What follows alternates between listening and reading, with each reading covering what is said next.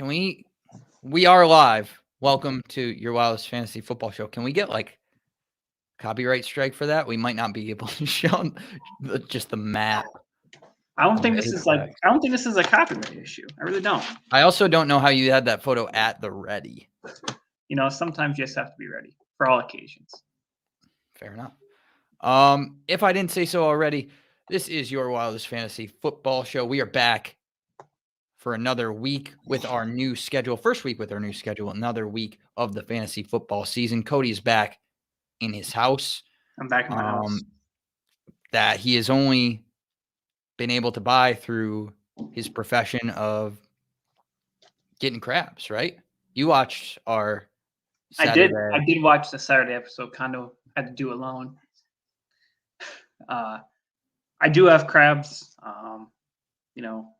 catch them, eat them, sell them, get them. So you eat your own crabs. I always say it's better to eat your own crabs than someone else's crabs. So I think I couldn't agree with you more. Right. I do want to say happy Pearl Harbor Day is today. So, somber the mood a little bit. Happy Pearl Harbor Day. Certainly does. We remember all of those who sacrificed their lives, again, for like we talked about on Veterans Day, for our country and the freedoms that we are afforded. So thank you to everyone out there. And yeah, so we have a new kind of format with this new schedule. We are going to discuss waivers, and we are also going to discuss heading into the playoffs, people that maybe you don't need to keep around that are still above that 50% owned mark in a variety of leagues. So without further ado, let's get right into it. A weird kind of Monday night game. That was awesome. Set up a few things for us. A lot of injuries this week that really changed the waiver discussion as well. It's hard for me to get a list of actual, I suppose, like 1, 2, 3 in order of who I would pick priority wise, but I can do tiers of guys that I would go with. And right at the top would be, depending on how this injury goes, and we'll probably hear news by the end of the day, is Ramondre Stevenson. We saw Damian Harris leave the game for a little bit with that hamstring injury and then come back out and immediately leave once again. Ramondre Stevenson got 24 carries on the game. As we said, a little bit of a weird game. We can't expect New England to just throw 3 times in a game again, right? Or can we? It was a winning formula. Yeah, we can. I mean, you have to love Bill Belichick. He said, hey, we're playing the number 1 run defense in the league. Harris is a little banged up. Let's just run the ball 40 times. Throw the ball 3 times. Let's keep them on their toes. But let's just run the ball down their throat on the number 1 run defense in the league. Definitely like a tough guy to play for. Love to see the knit and grit. Harris, I'm not so worried about the injury as you might be, just because Harris he had the injury in the first half. He came back in the second and ran the ball for 22 yards despite the defense knowing that they're literally just going to run the football, and was still able to break off a 22-yard run before going out again. So I'm a little bit more confident. They are on bye this week, which only gives him more time to heal up for anything. But again, the defense knew he was going to run the ball, and he was still able to get to 22 yards. He also had the 64-yard touchdown. Like, he is the explosive guy back there. Stevenson is a good guy to pick up. I just not sure how much value he's really going to get. He got 24 touches this game, and he got you 7.8 points. Harris, injured, had 10 touches and got you 17.1. So, there's a clear guy who has more upside in that New England backfield. It's Harris. But Stevenson is a guy who, if you have Harris, you might want to get, just because if Harris is to miss time, it's always nice to have the backup. But he's not a guy who is like a must grab. But again, it's like week 14 waivers now, or week 13 waivers, so the pickings are slim out here. Yeah, I don't know that I would put him in my top of the top guys. Right. We will talk about them momentarily, but we do know hamstring injuries tend to linger a bit. We've seen that with Julio Jones, actually the last 2 years. And those are kind of tricky ones that you don't want to have a guy come back too quickly because they can easily be aggravated again. So I'd keep an eye out for what Damian Harris's status is going to be today, and then kind of gear where I would put him in priority from that. The two top guys also kind of get a boost because of injury for me, and that is the injury to Adam Thielen. Adam Thielen suffered a high ankle sprain, no surgery needed, but they said they're hopeful that he'll come back before the end of the season. Right. We still have a good amount of weeks, a good amount of important fantasy weeks before the end of the season. So I think that is a big boost for two Minnesota pass catchers, that being KJ Osborne. Yep. And of course, your favorite, my boy Tyler Conklin. Who would you like to start with? I'm going to start with Tyler Conklin, just because the respect has not been on his name all year, despite the fact that he has just been tearing up. Yeah, I mean, you don't like to see anyone go down, especially on my Vikings. We're already a injury-riddled team as is. Offense and defense now both massively banged up. But Tyler Conklin got 9 targets this game, 7 receptions. Sadly, no touchdown, but he still got you 12.6 fantasy points in full-point PPR. Yeah, he only takes a bump with this, injury news from Adam Thielen. We don't know how long he's going to be out for, which is a little bit of a bummer. Happy no surgery, but not happy that he got injured. But, Tyler Conklin's definitely going to take a bump because, Adam Thielen was more the short yardage sort of guy. And that's, happens to be where some tight ends tend to play, is in that short yardage situation. So Tyler Conklin's going to take a bump. Again, KJ Osborne also going to take a bump because Dalvin Cook's out, for people who didn't know, potentially this week. Thursday game as well. Yeah, so I think he's going to miss it just because of the Thursday schedule. So KJ Osborne's going to have to step up. He looked okay. Yeah, I mean, he got, 7 targets? KJ got, I believe it was 7. Yeah, 7 targets, 4 for 7, 47 yards and a touchdown. So, I mean, he did pretty good. I mean, obviously, the touches weren't great, but when you had Justin Jefferson get 14 targets,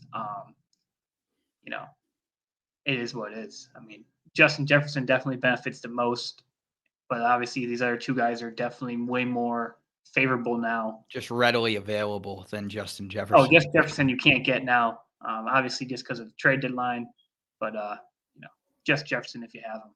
Thank God. Yeah, I think much like the outer brim of Cody's sweatshirt, there's a real big ripple effect that comes with this injury. And Tyler Conklin and KJ Osborne were two guys that we saw get a big boost in target share and just volume. And although the touchdown may have salvaged KJ Osborne's day as far as fantasy-wise this week, anybody who's getting 7 targets consistently is a guy that I think we would both say you want on your fantasy team, especially from an offense that is competitive and that a defense that is going to give up points. So it kind of sets up as all of these factors going to back a player who has also not been bad when he's gotten volume in KJ Osborne and Tyler Conklin. I think that goes for as well. But we saw KJ Osborne have a hot start to the year when he got volume. We've seen him when he gets 7 targets. He has 1 game where he's in single digits. So I think when he's gotten 6 targets, actually, that goes for as well. So KJ Osborne definitely has a potential to perform. If I don't have a tight end need, he is probably my number one pickup. Right. That being said, I feel like it's so late.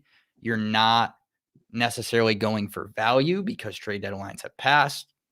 You're going more for team need. And again, that kind of goes back to what I was saying earlier with not being able to do a top priority based on value, but more of a tier. And I think these two guys are both in the top tier. Tyler Conklin saw 9 targets. If any tight end is getting more than 5 targets, you're interested in them.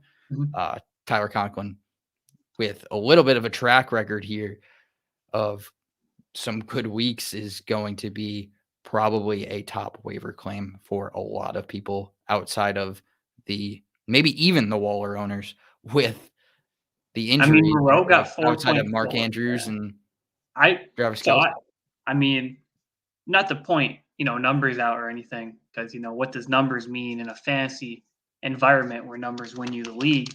Sounds like numbers mean a lot. It does, but some people don't like to recognize it, so I just didn't want to put them at shame or anything. Tyler Conklin was the number 6 scoring tight end this week. Outside of George Kittle going off for 1,500 yards and 58 touchdowns, Goddard getting 2 touchdowns and 100 yards, those big names. I'm just going to throw a couple of names at you, let you guess who Tyler Conklin outscored. A guy named Mark Andrews. He outscored Kyle Pitts, Travis Kelce, Dawson Knox, Schultz, just some big name guys. I'd consider dropping, just get rid of them, pick up Tyler Conklin. Adam Thielen's out. Tyler Conklin's the man. Tyler Conklin's delivering for you. You can do that. That's always a possibility to drop Mark Andrews for Tyler Conklin. Whether you should do that, I suppose, is a different conversation. That Mark Andrews only got you 9 points. Tyler I Conklin don't feel like arguing with you about. It's going to lose. Can't get me away from my Tyler Conklin. You must have started Tyler Conklin this week. No, I did not. I did win the week, but I just wanted to show everyone how fair of a sport I am and not start my Minnesota tight end on the week he was going to outperform everyone. I said, hey, if all the tight ends in the league are just going to be god-awful this week, I'm going to also play a god-awful tight end in Dawson Knox and even the playing field. I'm all about equality. Big equality guy. Interesting. Well, that's a good thing. I can't knock that. Exactly. Let's get into some of your pickups for the week. Those are like my top guys. I do have other guys that I think should be picked up this week, but the Vikings guys I wanted to touch on because I think those are the 2 top guys for many people. And then I wanted to talk about Ramondre Stevenson just because that happened last night. Let's get into your quarterbacks to pick up. So it's kind of thin. Not a whole lot of people I'm in love with anymore that are out here. Yeah. It's hard to fall in love. It's hard to fall in love. Hurt once, shame on me. Hurt twice, gotta be on the other people. Just breaking my heart. Easy pickings. Someone I think is going to have a bounce back week is going to be Cam Newton. I think Cam Newton against Atlanta is in for a good week this week. I'm not, Atlanta's not the scariest defense out there. And I think Cam can run on him. I'm not expecting him to throw for 300 yards, heaven forbid, even over 100. But I think Cam can definitely run for 100 yards, sort of like Taysom Hill did, probably score a touchdown 2 on the ground and really salvage his day as a running back and not so much as a quarterback. But I trust Cam to do it against Atlanta just because Atlanta's not a scary team. It's week 14. We've kind of seen all the variables that are going to happen so far this year. Now, like the numbers for defenses kind of mean something.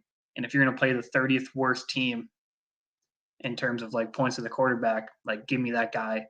It's Cam. Cam Newton's really my only big guy this week. I mean, Taylor Heineke, potential, but like not loving it Taylor Heineke. I'm kind of more leaning towards the Cam Newton pickup this week. There was a name in there that I'm surprised. I'm not surprised you didn't mention, but I'd be remiss if I didn't bring up, and that is Taysom Hill. Taysom Hill rostered in 35 35.9% of fantasy football Right. leagues. I mean, I think people are going to point to the finger injury, but that was also in the first quarter, and he still put up, what was it? Like he ran for 100 yards and he put up 20 fantasy points while throwing 4 interceptions. I'm like, he can be bad, but I Right. think it's fair to say 4 interceptions isn't going to happen every week. No, I don't think 4 interceptions are going to happen every week. Neither is Taysom Hill 100 is yards, I suppose, either. Rushing. potentially not, but it is against the Jets. So I did think about Taysom Hill. He was going to be an honorable mention for me, but he's not a guy. I think Cam has the easier option here just because you have an elite wide receiver on, the Panthers who is going to draw some attention, whereas for the Saints, you just have an elite back. And I think 2 guys who the defense knows can run the ball, being Taysom Hill and Alvin Kamara, if Kamara even plays, is just going to close the pocket down.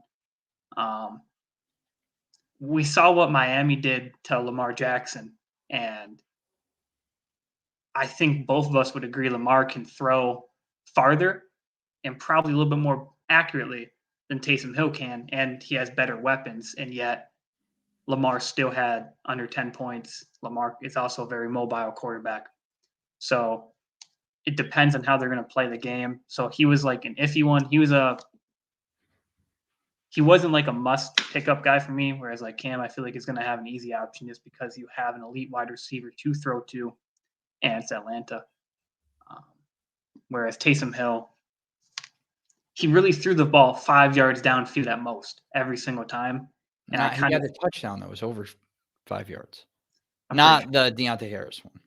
I don't remember the first one, but watching the game, I was like, this guy's throwing 5 yards downfield or running it. I was like, that's all he's doing. So the defense can really just come on down, bring the safeties down, and Taysom Hill is not a threat to really throw over the top there. And if you look at their wide receiver core, I mean, Lil Jordan Humphrey here obviously is probably the best one, probably their best weapon out there. Not just because of the name, but really just talent-wise. But even him is, it's not good enough to really scare you about, the roof being blown off the back end of your defense there. So that's why he didn't quite make the list. Honorable mention, but not a guy who I feel like you must, go out and pick up and drop someone for, because this is, playoffs. You can't trade to anyone. You just got to drop them now. Yeah, Taysom was somebody that was definitely on my list in my probably, I would say, I mean, he was my top quarterback, the only quarterback that I really had interest for, especially for like rest of season. I think Taysom can be a pretty safe quarterback for you because of the rushing capability. And also kind of the schedule. Now, we had a disagreement about the Tampa game and how that would be for him. But this week against the Jets, I think that gives you an opportunity to see first just how his how his throwing is going to be able to hold up, because we know about that like finger injury, and that will really affect him going forward. And then he plays Tampa Bay, a game where, yes, they are stout against the run, but they're going to have to score points to keep up with Tampa Bay, we would suspect. They play Miami, which is a tougher defense. And you mentioned what they did to Lamar Jackson.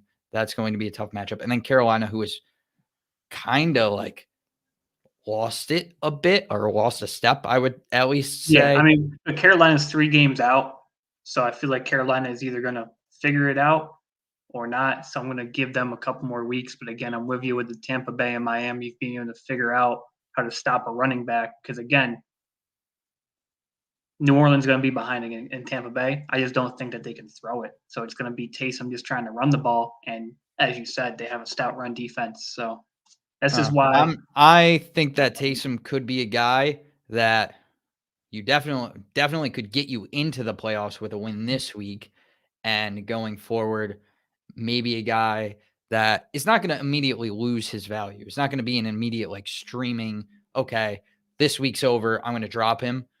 I think you can keep Taysom around and see. It's tough to wait and see, but I think depending on your quarterback situation, he may be a guy who can deliver you several weeks of fantasy value. I'm We are not going to quite with you. disagree on that. Yeah, I'm not quite with you, but again, it's playoff time. Pickings are slim. Go with who you want. I don't disagree with a lot of what you're saying. I just think Tampa Bay and Miami are going to be tougher. I think Carolina kind of figures it out towards the end of the season, just as a building block for what to move forward next year. But again, I'm with you if you want him this week against the Jets, but he wasn't the guy who I'm loving. Well, that's the thing with Taysom Hill, man. A lot of people see him. He's a lot like you in a way. He's rough around the edges.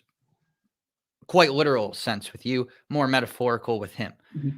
I just prefer the term wavy just because I'm, free flowing like the ocean. And perhaps I'm wavy as well. We'll see if we can work that metaphor in somewhere throughout the show.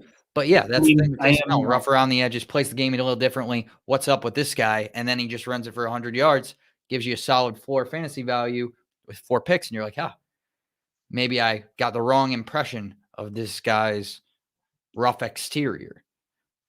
But yeah, we'll work wavy in as well. On to your running back pickups. This one you might not love. I'll be honest. Just preparing you now. Do you want to go? It's a 2 for 3. Well, no, because it's a 2 for 1 for the number 1 guys. Oh, okay. That being Deontay Foreman and Dontrell Hilliard. I think both of those human beings can perform well in this backfield together. They've showed you 2 weeks ago how they could both prosper, 10 plus fantasy points for you. Both ran for over 100 yards on the ground. They're both dynamic runners. And when the lack of healthy wide receiver weapons, in Tennessee, they're going to have to stay on the ground. And I mean, if any team paid attention to Monday Night Football and you saw Bill Belichick run the ball 40 plus times, only throw the ball 3 times when they get the W, why would you even steer away from that when you have Foreman and Hilliard back there?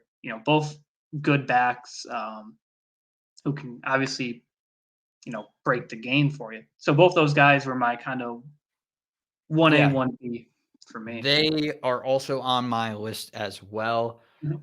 I probably had a top, let me count this quick, 7 guys that I think need to get picked up.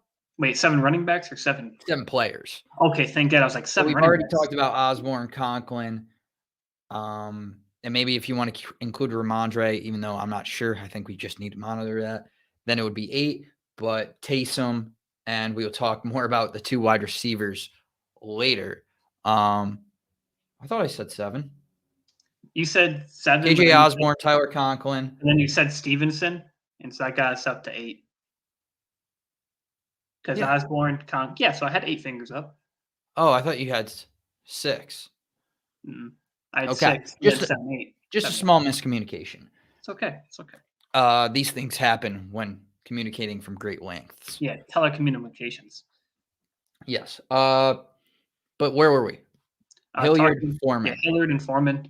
I think they're both interesting options. Will they both give you value for the whole rest of the season? I'm not sure. We haven't seen it, I think this Tennessee offense is still something that's we're trying to figure out what's going on with them and how good they actually are. They play the rest of the way if you're going from weeks 14 to 17, even if you include week 18, they only play one defense that is in the top half of the NFL in rushing yards allowed. So that is, believe it or not, a good thing. And that defense is Miami. So Miami's gotten hot of late, but they were not always in the top half of the league in that category. One of these guys is going to be an important key to fantasy success the rest of the way. I'm not sure which one it's going to be. I thought it was interesting that Hilliard is actually rostered in more leagues, not much more, but 1.7% more leagues than Foreman. If you had to choose, because I think that's going to be A big a choice option. people have to make on waivers, which one are you going with? Personally, I'm going to go with Foreman. Just because Hillard's got 2 weeks where he's been playing. He has been efficient on the ground. And receiving too. But that's what I'm about to say, though. He got 10 receptions against Houston, or 10 targets against Houston, 8 receptions. And that really bolstered him to that 16-point performance there. So I think people are going to be drawn to Hillard just because he's had back-to-back double-digit weeks. But I think Foreman is going to be the guy. I think they're both. I don't think you can go wrong with getting either one of them. I'm just going to personally go with Foreman just because he has been getting touches longer. He's been there since week 9, knows the playbook. Like getting the reps in game is always an important, factor. So that's just why I'm going with him. But I don't think you can go wrong with getting either. Both, I think, are going to produce, a double-digit fantasy week for you if you're in a situation that you need one of these guys. Yeah, it's a very perhaps biased conversation because you do, in our main league, have Deontay Foreman, and I have Dontrell Hilliard. That is I'm good. in full transparency, I wanted to say that, but I also am going to kind of lean a little bit towards Hilliard, but I really do think it's a toss-up. It's a toss-up. I just, I put him as 1A, 1B because I really don't think you can go wrong. I understand the upside of Hilliard. He did get to 10 targets the first game that he was out there. I understand that.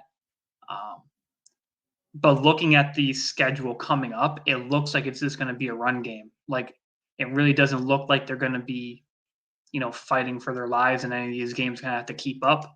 So the passing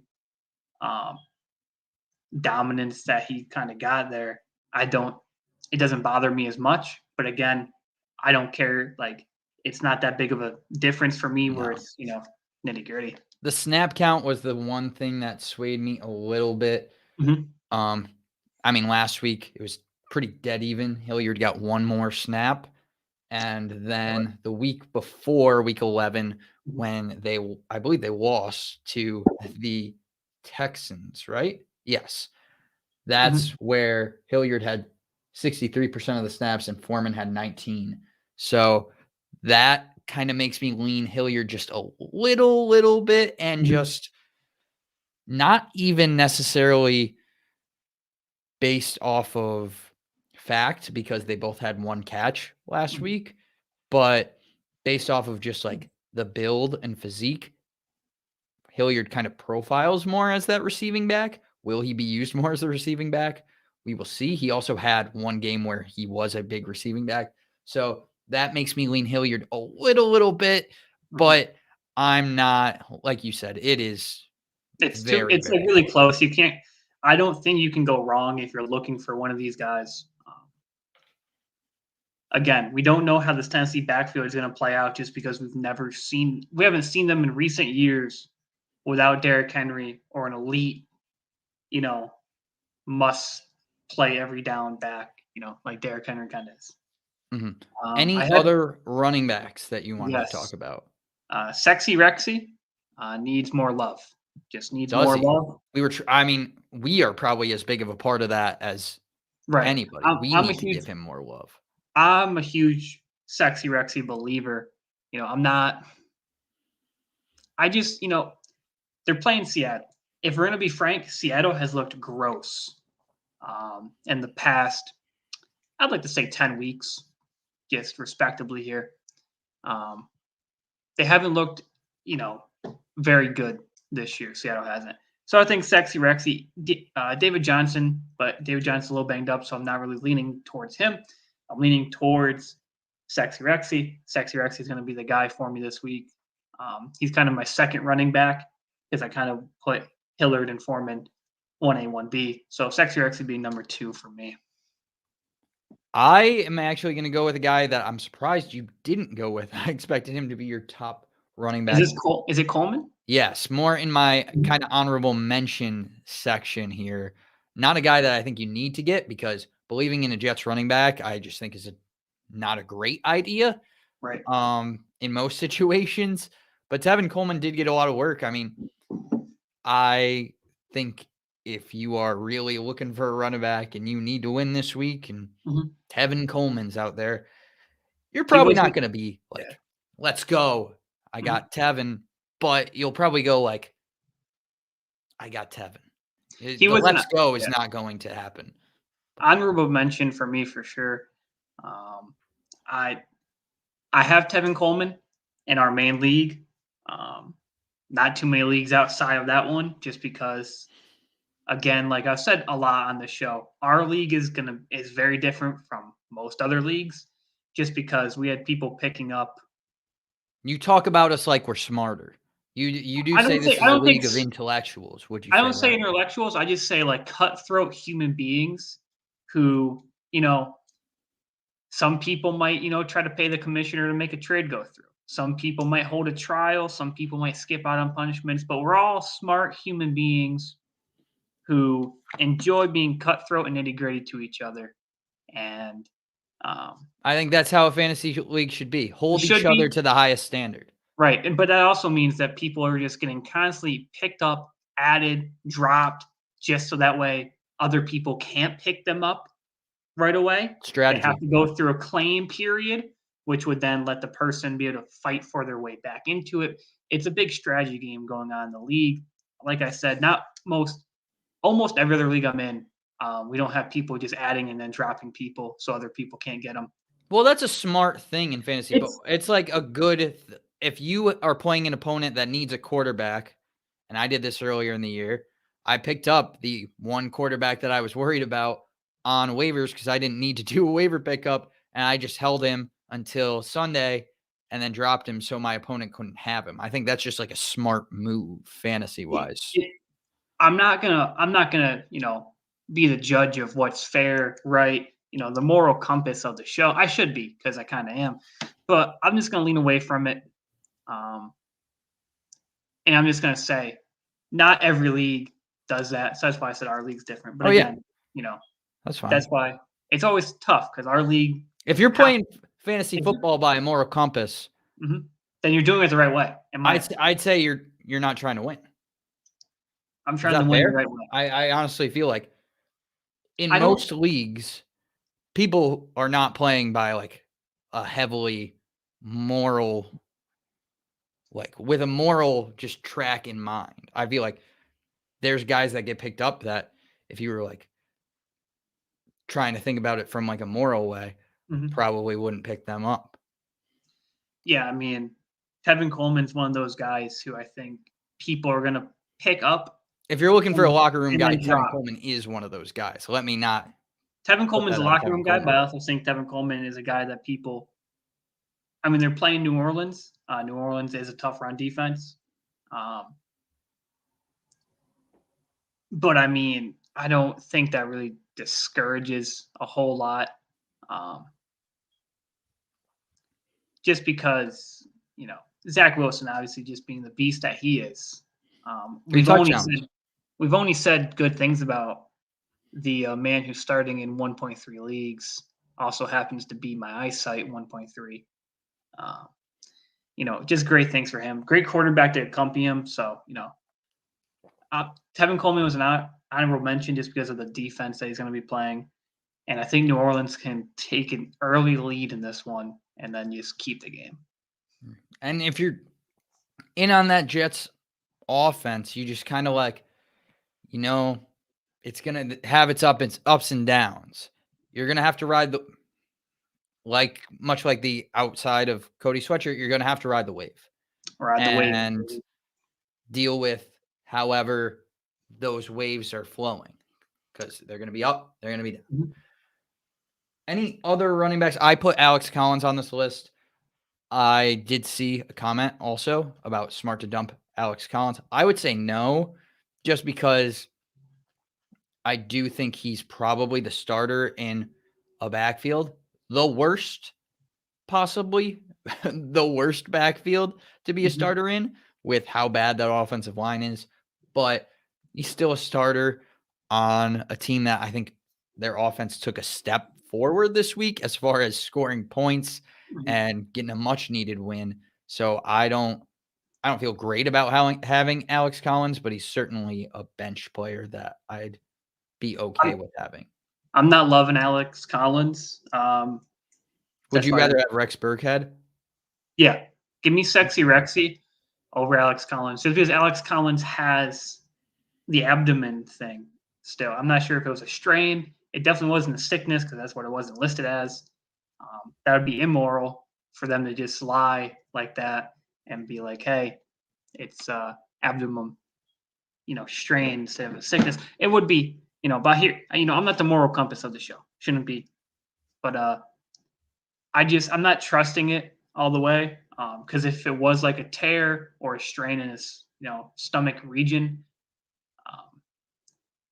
if he gets hit a couple of times there, could re-trigger it and then he could be out. And I don't want to see someone lose their league because I was like, go get Alex Collins, go drop, someone for this guy, pick him up, and then he gets hurt again, like a couple plays in. I don't want to be the guy do that. So I'm going with the healthy people who have shown like they can stay healthy and reliable throughout the season. Yeah, I don't know that I'm giving up a lot to get Alex Collins or dropping somebody just to pick up Alex Collins, but in a decision like I'm on the opposite side of the Rex Burkhead coin. I don't know who else is really out there that you're thinking about, but like you're not picking up. I don't know. We'll talk more about other guys that you might be able to drop later. But only other running back that I had left was Devontae Booker. Saquon is healthy right now, but if you're looking at handcuffs, it's starting to get, because a lot of them are in use at this point, starting to get a little slim. I think if you have Saquon Barkley, you should definitely add Devontae Booker with his injury history, especially because the Giants don't have too much to play for right now. And if Saquon is to have any kind of minor injury, he could be just held out for the rest of the year. Yeah, I'm with you. Booker wasn't a guy that you must have, but again, handcuffs are valuable just because we've seen every single, big name back going down to Jonathan Taylor basically, get banged up and out for some time this year. So, handcuffs are valuable. I won't fault you for picking up one. Going into wide receivers, guy that I don't want to spend too much time talking about. I do think it's risky just because of the injuries. It's Sterling Shepard. Yep. We bring up the potential all the time. Kind of ironically, I said last week that I didn't have faith that Sterling Shepard would play, and that's why he was so low on my list as far as waivers go. That's why I put Kadarius Toney over him, and then Kadarius Toney didn't play. So not really great for any Giants wide receiver, but certainly hasn't been easy for Sterling Shepard this year as far as being on the field. But when he's on the field, he's awesome. We've talked about that.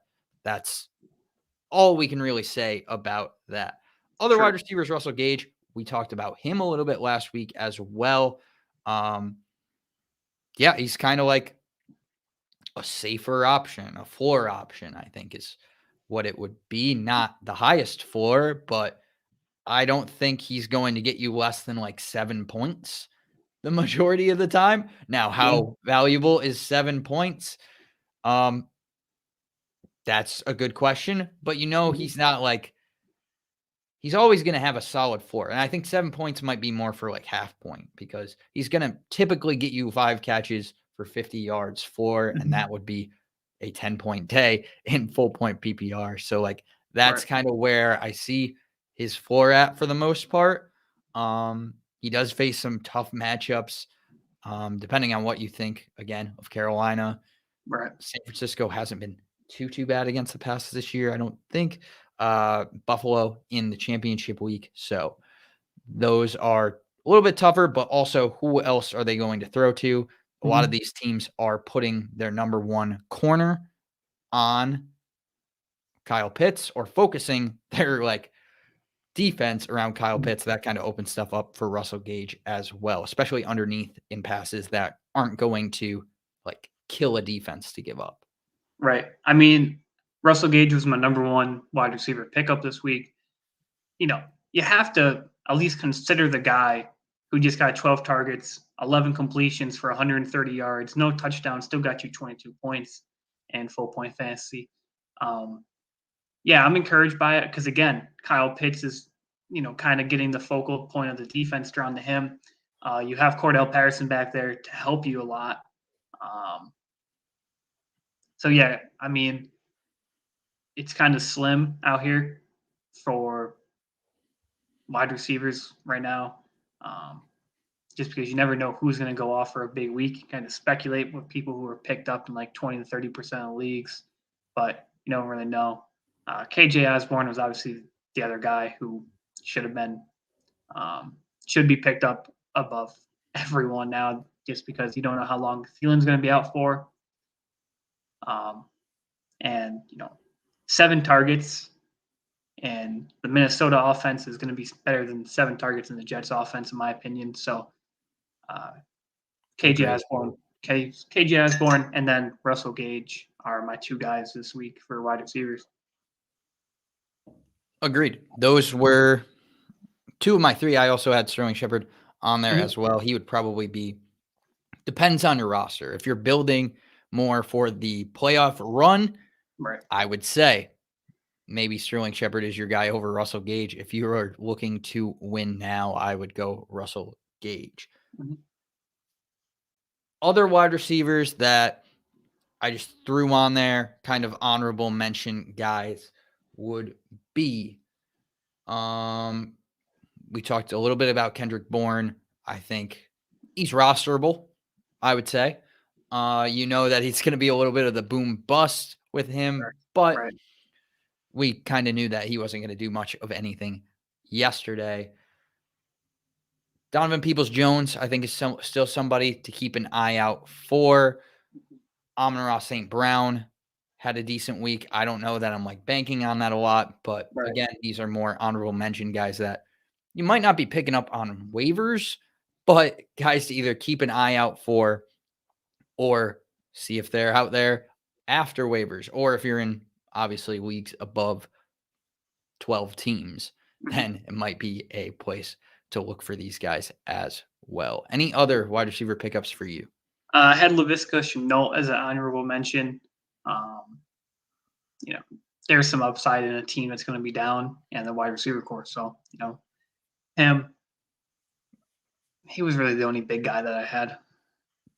Any other? Sorry.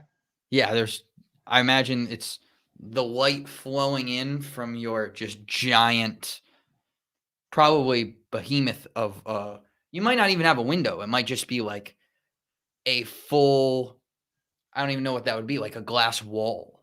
Yeah. So in a house that expensive. Right. So some people say, don't throw stones at glass houses, but you actually have a glass house, and that is a real problem. Yeah. So the wall behind me is just in case someone does throw a rock, I would still have some house left. But yeah, behind me, in front of me, really, just so the light comes in, is it's just overexposed a little bit, but that's okay. Yeah. I mean, once you explain the reasoning, we were fine. Yeah, it pays to be rich, Your tight end pickup, I mean, we kind of talked about Tyler Conklin already. Is there any other tight ends that you are looking at? Tyler Conklin's the big one. He was really the guy that I was going to kind of pound on, but we talked about him. So Jared Cook is rostered in just shy of under 50% of leagues.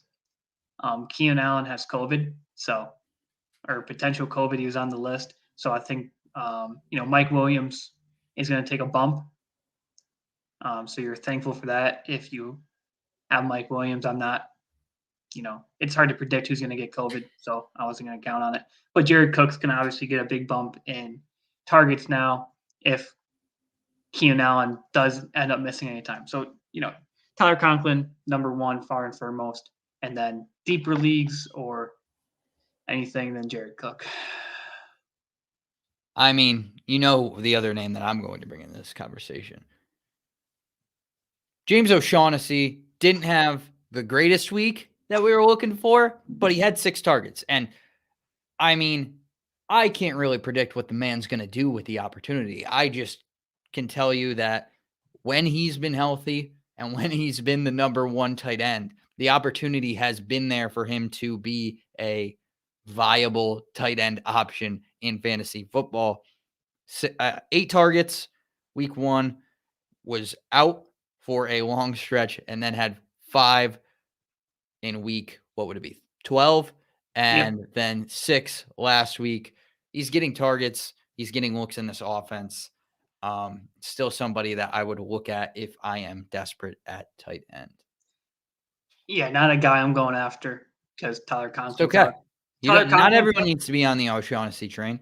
Well, I mean, Tyler Conklin's just a much better option. Oh, yeah. Well, we've I established that. mean, Jared Cook, I think, is going to get more touchdown potential just because he's in a more explosive offense. You have an elite running back. You have a very good young up-and-coming quarterback. You have an okay wide receiver out there in Mike Williams, who's a big guy. So, defense are going to have to respect that a little bit. And then you have, Jared Cook is also, I believe, the 3rd all-time receiving tight end. So obviously, the greatness that comes with that, you need to put that above some guy named O'Shaughnessy who just can't. I'll take a bet on that. James O'Shaughnessy outscores Jared Cook this week. Hey, if you want to do it, maybe. I got to think about it. I don't know. There might be actual snow in your house. There is. It's snowing here. It is what it is. I can't predict the weather. If I could, I'd be a weatherman, but I'm not. This is what it is. You can take it away now, finishing up the waiver section of the show with defenses and kickers. Obviously, number 1 has to be the Saints. Agreed. They're just shy of 50%, so there's a good chance you might not be able to pick them up, but they're underneath it. And they're just going to be playing an easy picking team in the Jets. And the Panthers, I think the Panthers are a good defense to consider, or the Titans. Both of them are underneath 50%. Panthers play Atlanta. Could be a lower scoring game. And Tennessee is playing Jacksonville. Jacksonville, I'm not counting on to score a whole lot of points. And as I said earlier on, Trevor Lawrence is no stranger to just throwing the ball away. So there could be a couple of interceptions to just boost up your Titans defense for you on the week. And nothing wrong with some easy give me points, Agreed. For my kickers here, Mason Crosby needs a little bit of love. I think Mason Crosby, a lot of people hear the name and they automatically assume there's a lot of love put on the guy. But there's not. No one's really talking about the poor man this year. Give me Green Bay's kicker and give me Harrison Butker, Kansas City kicker this week. Give me him. I just want to shine a little bit of love on those guys. They kind of need it. They're going to go out there, play their hearts out. Give me both those guys this week. Cody, it's always just sometimes I would say a relief. Sometimes you just get that feeling probably deep down in your gut, elbow smashed. That's not where I was going with this. You get a feeling deep down in your gut where you say, it's time. I can't hold it any longer. And you just got to take a good dump. And I think that's what we're here to talk about for the second half of our show today is good dumps. There's some guys that are rostered, and all the guys that I picked were over 60% of leagues. Yes. That I think would be good dumps for fantasy managers. It's just a time where you got to lighten the load, kind of relax, sit down to brace yourself, and get on your fantasy app, scroll through, push just wherever it says drop on your device of whatever app you use for fantasy football, and kind of go, I've done it. And then flush if need be. But this is our good dumps. And I think we're going to have a lot in common here. I don't think we might. I'm sure I will agree with a lot of yours, but I have I 9 did. guys, actually. All right, I did. I thought we were going to do 5 in full We were. disclosure. Yes. So I did. I mean, we don't have I to go slow through this. We can kind of go a little I bit. did 3 wide receivers, 2 quarterbacks, and 2 running backs. The 2 running backs are going to be very controversial for you. So I don't know if you want to save that to the end or if you want to just hear them now. I mean, I have a feeling you're going to go drop Zeke, which is a wild take. It's not Zeke. It's not Zeke. Interesting. I'll say him if you want. I'll say it, but I think you're going to be upset with me. I think we want to save those for the end. Okay. I can also save, I suppose, my running back. I don't think there's anybody here that's going to upset you. As long as there's no Minnesota guy, you can't upset me here. Yeah, you can't upset me. I will start with the player who's. I'll start with the lower roster guys. Okay. I suppose. First guy that I'm going to go with is a Buffalo wide receiver, and that's Emanuel Sanders. I just don't see a consistent. Right now, you kind of want to know what a guy is going to give you, and I don't see that kind of consistency coming from Emanuel Sanders anytime this year because it hasn't really since when, like week 6? Yeah, Emanuel Sanders has been super discouraging, really, since week 6. Then he had the bye week, played Miami, no receptions on 4 targets. Then Jacksonville kind of came back with 10.5. Then since then, terrible. I'm with you. Emanuel Sanders was one of mine. Sticking with that wide receiver core, though, I said Cole Beasley. Cole Beasley also hasn't really looked good since week 9. Underneath 10 points in all these following games. Underneath 10 points in weeks 4 and 5. So he really didn't really have that consistent basis leading up, kind of like Emanuel Sanders did. So for me, both of those guys are guys who I am dropping, have dropped, and feel good about dropping, or heavily considering dropping. If there is a KJ dumping, dropping, I'd take a good drop. I say drop it like it's hot. I say, honey, I'm about to go drop one. She says, what are you going to drop? I said, Cole Beasley. I said Cole Beasley or Emanuel Sanders. So, really any Buffalo wide receiver minus Stephon Diggs was on the dump list here. Staying with the theme of Buffalo, I have another one for you. Nice. Another 3, although I think only 2 of them are rostered in above 50% of leagues. And that's all of the Buffalo running backs. So they didn't make my list, but I love it. I mean, Singletary, Moss, Breida, all of them have been looking rough. I mean, all year, really. Excuse me. I didn't put them on my list, but I like it. I like your list. Yeah, we kind of talked about that there's just not much. We're kind of like trying to find – we want to find value in this Buffalo backfield so bad. We keep believing in these guys, even though there's been almost 2 years of a track record of no Buffalo Bills running back doing anything in fantasy football. I think it's just time to give up on any hopes of that. We literally saw a game where there was 50-mile-an-hour winds, and still none of them did anything. Right. It is what it is. It's tough. Do you have another Buffalo player, or did we go through them all? Sadly, we ran through all of them. I think Dawson Knox is a guy you can consider, especially with the likes of Tyler Conklin out there. So definitely consider it, but he's not a must drop because these are good dumps for me. I wouldn't. I would definitely not drop Dawson Knox, even if I did pick up Tyler Conklin. I think he still has value. I'm going to go with another wide receiver here. He's rostered in 65.9% of leagues. His name is Jacoby Myers from New England. Some people are going to be like, how can you possibly drop a wide receiver 24 on the year right now? And I can say easily, go to his name, click him, hit the drop button, set it, forget it. All right. Jacoby Myers,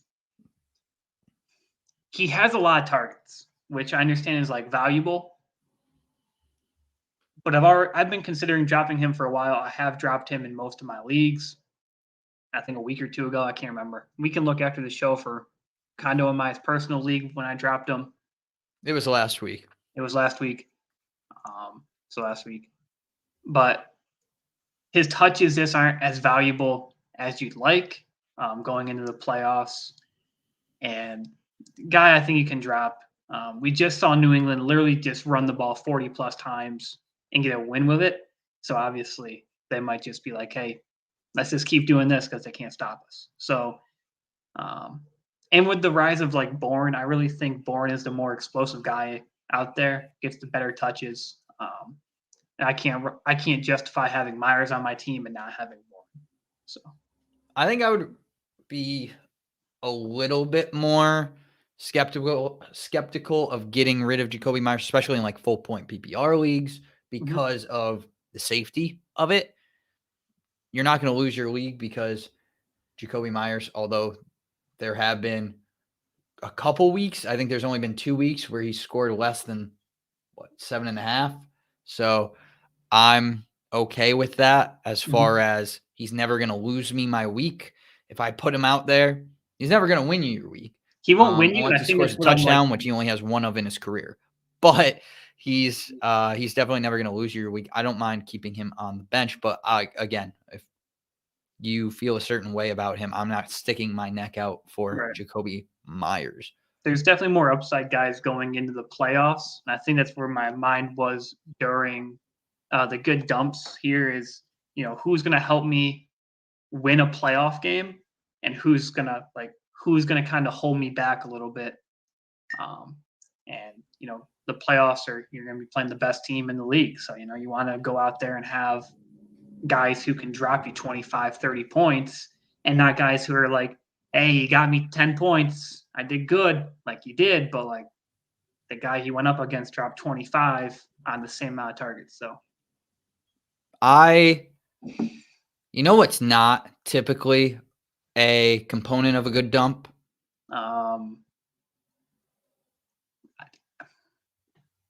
Mac and cheese.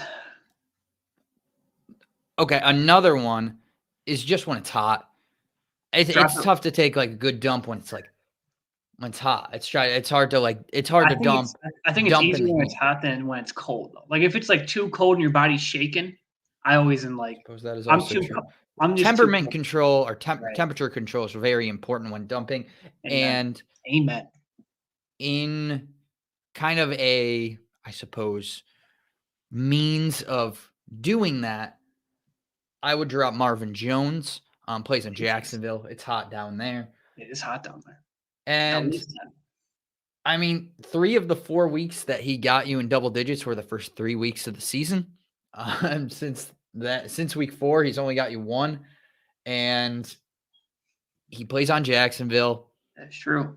I mean, there's just not a ton of upside in Marvin Jones. Unfortunately, there's not a ton of upside in Jacksonville in general, but yeah, Marvin Jones is someone that I'm kind of done holding out for, hoping that he can turn things around. I have to say I'm with you, I'm with you there. Marvin Jones is not a must keep by any stretch of the imagination. Someone else who is actually a borderline starter, would be a starter in 14-team leagues, borderline in 12-team and 10-team. Quarterback, you might know him. Plays for Tennessee. Ryan Tannehill. I agree. Rostered in 61% of leagues. Currently quarterback 14 on the year. He has not performed robustly throughout the season. He's performed, he has 1 game above 20 points. He has 2 games above 20 points and 2 games below 10 points. He kind of hovers around like 15 points a game. I think you can go with a guy who's going to get you more upside. Cam Newton, Taylor Heineke, Taysom Hill, if you're feeling real risky and you have a big trust that defenses can stop the run or that they can't stop the run, then go with Taylor Heineke or Taysom Hill, sorry. So, I think there are better options out there. So, someone who is technically a starter for a lot of leagues out there, I'm going to have to drop myself a good Ryan Tannehill here. Yeah, I agree. That is somebody that I was thinking about as well. I'm sticking with receiver. Okay. A lot of these are actually wide receivers. I have no more receiver. I have two running backs and a quarterback left. But I will go. I guess I can go with 2 wide receivers here just to Yeah. kind of even it up since I have Mhm. 1, 2, 3, 4, 5, 6 left. Um, I will go with 2 guys who are in the mid 60s right now as far as ownership, and that is Allen Robinson and Tyler Boyd. 2 big Yep. names. But I Huge don't names. think, first off, with Allen Robinson, this I don't think I'm alone in that one. I think there's a lot of people who are going to say Allen Oh, Robinson. I'm with you. I think you should drop Allen Robinson. I didn't really have a lot of faith in him for a while now. I recommend, I got rid of him in a lot of my leagues earlier on just because Justin Fields wasn't performing well. That kind of hurts the wide receiver position. But yeah, he's out there or he's rostered in 66% of leagues. So for people who haven't hopped on yet, now would be a good time. Feel free to come aboard. And then as far as Tyler Boyd goes, I think as a player, he is more of that kind of out of the form of Jacoby Myers, like a Mhm. safe slot receiver underneath guy, but he's not safe. I mean, he has weeks of 1.7, 2.1, Right. 3.3, and those are all in like the last 7 weeks. So that's like 3 of the last 4 weeks that he's played. Right. Um, I'm with you. that's not what I'm looking Mhm. for a receiver that I'm carrying with me to the playoffs, Right. and that's going to save me from whatever punishment is in my league. Mhm. And he's the 3rd wide receiver on the team. So, like, there's Exactly. not really any upside there, and there's not really a safe floor there either. Yeah, I mean, I'm with you. Tyler Boyd. I didn't put him down, but I like to pick a lot. Jacoby Myers has been more consistent than Tyler Boyd, and I'm dropping Jacoby Myers. So, I mean, that should just tell you how I feel about Tyler Boyd.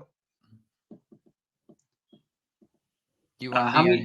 on How many do you have quarterback left? next? All right, I'll do a quarterback or my last quarterback I have. This one, not sure how you feel about it. You might have an argument against it, but I don't. I don't know.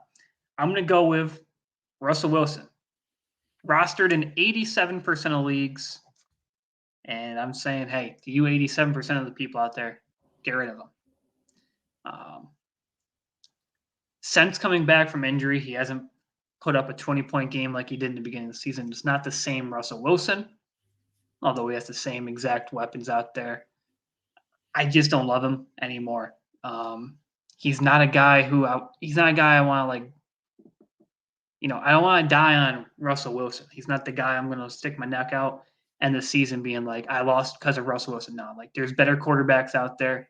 You understand this is fantasy football, where being a good actual quarterback doesn't always translate to being a good fantasy quarterback. He's ran the ball 5 times, 2 times, 2 times, 3 times in the 4 games he's come since he's come back. You can get guys who are going to run more and have the same amount of touchdown passes as Wilson has. I mean, he has 4 in the past 4 weeks. You can find a guy who's going to get you 1 throw a touchdown a game and a guy who's going to run it 5 times for 50 yards and maybe even a touchdown. You can get better quarterback play, and the team just looked a little sloppy. I mean, has been for a while now. So Russell Wilson, rostered in 87.7% of leagues. I'm saying get rid of him. Yeah, I understand the argument for sure. Mhm. I think for me, the motivating factor in maybe keeping him around is more of the schedule than how he's played, or more importantly, how this team has played around him. Mhm. If you watch, like, he's getting hit so much, he's getting pressured so much, and he's still sometimes delivering the ball inaccurately, which worries me a bit. But Houston, and one of the things about the Seattle team is you can't really use the argument of, oh, the opponent's really bad. 1, because they've been bad, but 2, because like the argument there would be the opponent's really bad. They're going to run the ball. How? They can't run the ball. So they're going to have to throw in pretty much any game. And I Mhm. think a lesser opponent means better for that opportunity. So I think Houston, this week is a really interesting one. Rams, I mean, he might get hit 10 times, but I feel like they might have to put up points. Chicago, I don't know if I want him out there.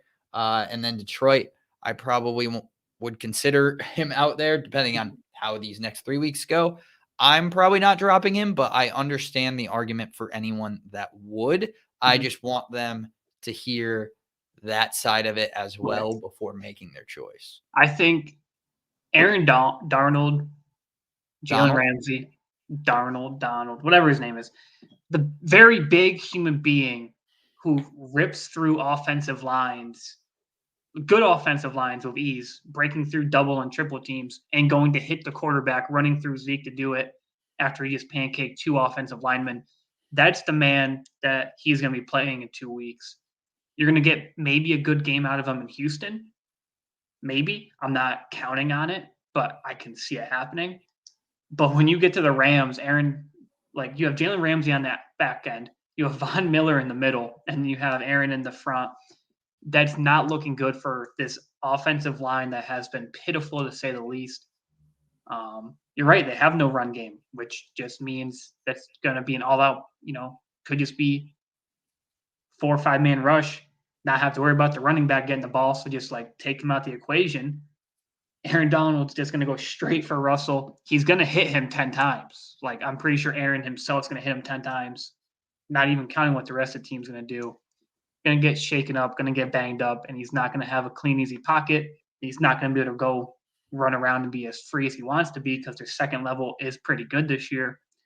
So you can count on him maybe for this upcoming week in Houston. But looking forward, like he doesn't have a good schedule in my eyes especially for how he's been playing, because Washington's banged up and he looked okay, but like I think Washington defense, I would say, has turned itself around pretty well. He did kind of salvage his day with that last second drive. That would probably be the argument you can make against him there. Yeah. I'm fine with people who say that they want to drop him. I just feel like you should hear that side of the argument as far as the schedule and the running game and the reliance that they're going to have on the pass going forward before you do that. I'm okay. I'm okay with the drop. I don't know that I'm doing it personally, but there's 12 better quarterbacks in the league for me, and most of them have already had their bye week. Kyler Murray is not even inside the top 12, and he's my quarterback, and I have all the faith in the world in him moving forward. Number 12 is Derek Carr and/or Carson Wentz, and I think both those guys have a good chance moving forward over Russell Wilson. Going on to, I think, how many people do you have left? You have 2? I have 2, and one's going to be a problem. So we should save that one for the last. I'll do 2 at a time here then. Okay. Send them. I don't think these ones are going to be too controversial just because they haven't played, and they're probably not going to play. Calvin Ridley's still rostered in 72.7% of leagues. I think I'm not going to be like guessing what's going on with that situation. We obviously hope for the best for Calvin Ridley, but I'm probably not rostering him at this point or banking on him coming back anytime soon. And the same can be said for Antonio Brown.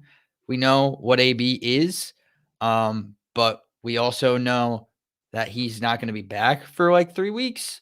And by that time, you may have missed the playoffs. You may have been eliminated in the first round of the playoffs. Right. Will he come back right away? There's even talk about that. Will he come back at all?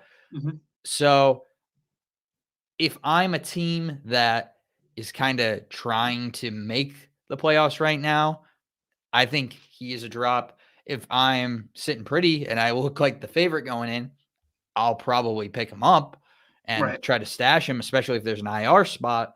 But I think for certain teams, Antonio Brown is fine to drop. Yeah, both those guys were considerations is because Antonio, I think, misses a guaranteed 2 more games, I believe. And then it's a questionable to return. Calvin Ridley, we have legitimately no timetable for, just because it's a personal issue and we have no idea what that means as far as if someone has a broken shoulder or a torn rotator cuff or whatever, you're like, oh, 6 to 8 weeks, this guy's coming back. Like, this is a personal thing. So you have no idea. And again, if you're trying to make the playoffs, you need all the spots you can to have the most, mobility in terms of who to start, who to play. So I'm with you.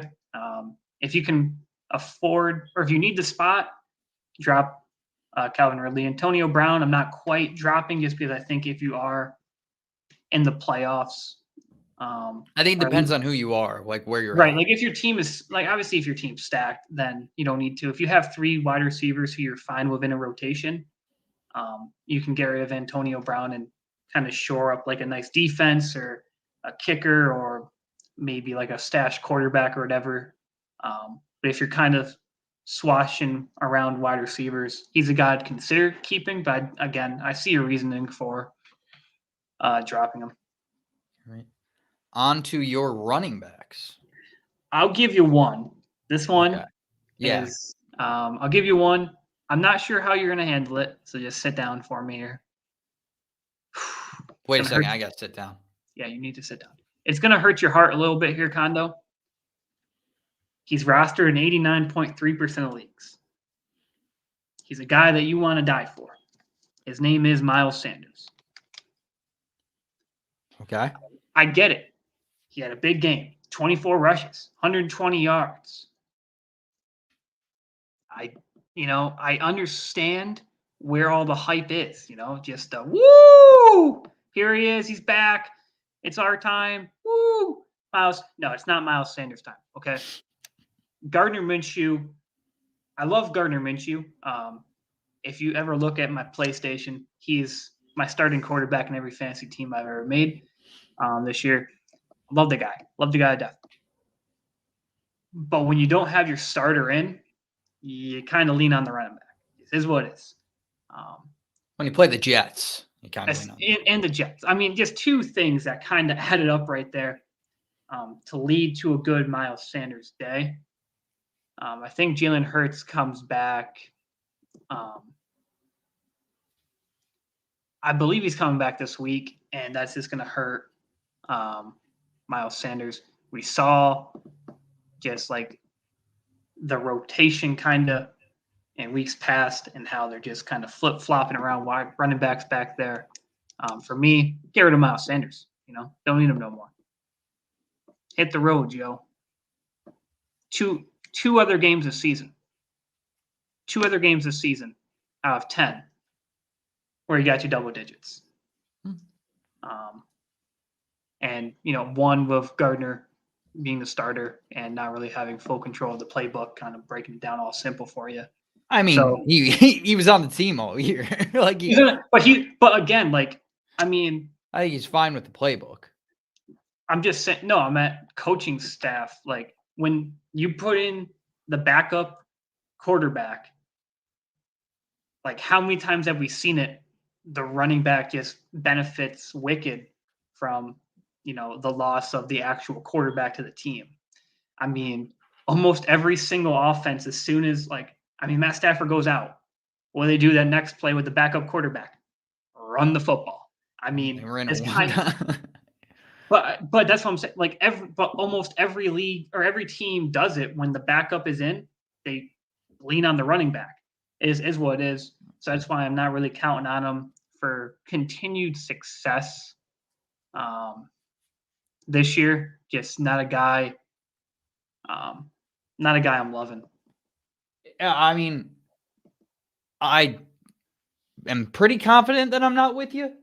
He did hurt his ankle and was forced out of the 4th quarter, I believe, in this game, fairly middle of the 4th quarter. So he re-injured the ankle. Yes. So he was already injured, came back to play, hurt it again, same ankle. So we'll double the trouble on this one ankle. What I'm saying is, if that is the case, if that holds him out, then I am with you. But I think maybe the snow in your house has got you a little bit cold. I think it's got you feeling a little bit, I don't want to say Scrooge-esque, but I don't want to not say that. So I get the take of they relied on the running game because, one, they played the Jets. They're winning for the majority, and 2, they had Gardner, and Gardner looked actually very good in this game. Gardner Minshew looked great, but the playbook was simplified. That's all I'm saying. I don't know enough to say that, but my kind of take on it is like, I still like believe, number one, believe in the talent of Miles Sanders if healthy and when healthy, and 2, this is like a team that has relied on the run pretty much in the second half of the season. Like, that's kind of what been their MO, is to rely on the run. I get that this is by far the biggest game, only game in double digits. Now, he has been good. I don't think it's been his fault that it's been his only game in single digits. It's been more of the carries or the injuries that he's dealt with along the way. I definitely don't know that I would be happy to rely on him just with, I mean, he's been back for 2 games and got hurt, or been back for 3 games and he's got hurt in 2 of them. But he's injured. I wouldn't, unless we hear about this injury and it's going to keep him out for the rest of the season or like a few weeks, like then okay. But I wouldn't go to the lengths of dropping Miles Sanders. Let me ask you something. Yeah. What are you doing with Kenneth Gainwell? I'm not doing anything with Kenneth Gainwell. I'm not trusting anyone else in that backfield. So you're not going to trust a guy who has more points in that backfield? I mean, he got a touchdown. That's kind of what. No. I mean, he has, on the season, he has more points than Sanders. Well, yeah, and I mean, Miles Sanders missed how many games? Sanders missed 2 more games than Gainwell has missed. What? Gainwell's missed 3 games. No. Or sorry. Sanders has missed 3 games. Gainwell has missed 1 game, so he's missed 2 more games. 2 more games. And I mean, Sanders missed with injury. Gainwell was benched. But he came right back though. Like, I mean, but that's the thing. Like, I guess that is my concern. Not so much with him as a player, but like, how is this team going to use the other guys? Miles Sanders is the only guy that I know consistently is going to get touches. Boston Scott just kind of got thrown to the side when we thought he was one of the top guys in the backfield. So like, I don't trust. I trust Sirianni over there. I don't trust anyone in this backfield. That's why I'm okay with dropping Sanders, along with the injury and along with Gainwell looking good. Boston Scott getting 15 touches out of nowhere. I mean, there's a lot of pieces in this backfield that just don't make sense. And again, he did this without Jalen Hurts. He did it with the backup. Granted, my favorite backup in the entire league, which the Vikings got him as a starter. To be honest, I'd take Gardner Minshew over Kirk Cousins any day of the week. But I mean, the playbook always goes towards the running back, and it gets a lot less pass happy when the backup's in. This is what it is. That's why I think the success in the running game, and also play the Jets. So that's why for me, got injured, messy backfield, you can drop them. Well, that's the thing. Sometimes good dumps for some people might be painful for others. Amen. I guess it just depends. All depends on the size of the wallet here, I suppose. Going on to, I will do my last 2. Let's hear them, baby. Both on the same team. Ooh. And I think I might be able to say like everyone besides the running backs in this situation. But I'm okay with Jerry Jeudy a little bit. I am not okay with Cortland Sutton or Noah Fant. Okay. That is something that I can wholeheartedly say. Noah Fant has been just so disappointing. It's not his fault. Like, it's one, I don't even know that it's Teddy's fault or as much as like the play calling. And then 2, they spread the ball out so much. I think it's a little bit of Teddy, but like, I think there's a lot of other things that we can blame it on. I think Fant is talented.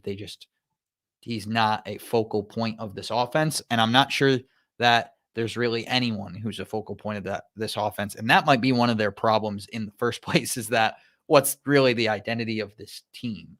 Amen. We saw them last week try to make running the ball an identity of the team when they were down by like 10 points in the fourth quarter, and they just wouldn't throw the ball, like refused. So I am not rostering Noah Fant. I think you can get somebody who is. Would you say a Dawson Knox Maybe someone sent 100%. you. I would Maybe say someone James sent you that O'Shaughnessy. trade right before the deadline for just some bench player on your team, and they said, "Hey, I'll give you Dawson Knox for your bench guy," and you declined it, and one For and a half. who? I think I did it. I think I did him and Brandon Cooks for Kareem Hunt for your team. Him and Brandon Cooks for who? You I think I definitely sent- didn't offer me that, but I definitely sent you the. I definitely did because you're had the worst tight end in the league besides Jared. you Cook. offered me Jamal Williams and That was another one I did. I did Jamal Williams, Dawson Knox, and somebody else. I think it was Foreman. Foreman for Eckler and Terry. I didn't off. No, that was. Yes, you did. That was, Yes, no, you no, did. no, no. That was one of them. But I did another one for. But why would I look at it after that?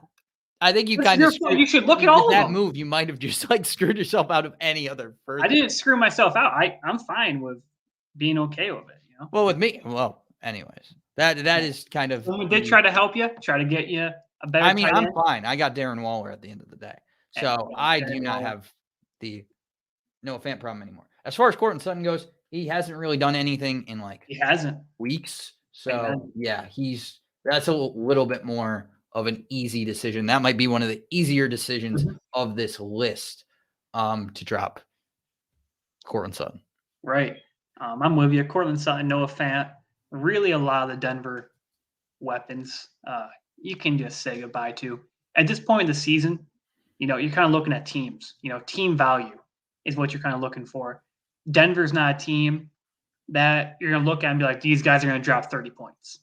They're not. Like, you're not going to look at them and be like, all these guys can have a viable week. Like, you can't do it. You can look at them. If you look at Minnesota, you'll be like, hey, Cook can get me a good week along with Justin and Thielen. Conklin's going to come in there too. I mean, all these guys can eat.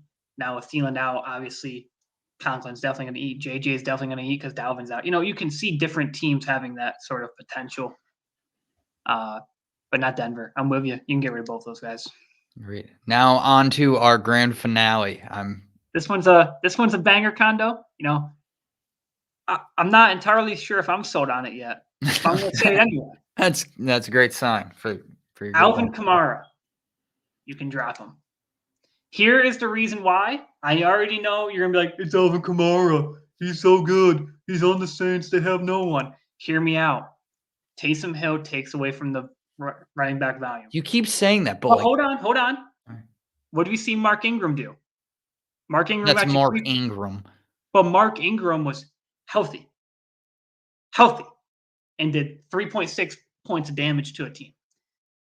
Mark Ingram was coming back off an injury too.